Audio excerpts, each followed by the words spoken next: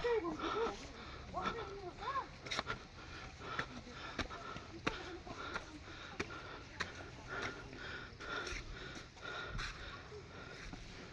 Hello हामी चाहिँ तारकेश्वर धाममा दर्शनको लागि जाँदैछौँ गाइजहरू। सबैले तपाईँहरू आउन नपाए पनि यही भिडियो मार्फत दर्शन गर्दै गर्नु होला। माथि पुगेपछि छ मन्दिरको सबै दृश्य अवलोकन तपाईँहरूलाई अवश्य जानकारी गराउने नै छौँ।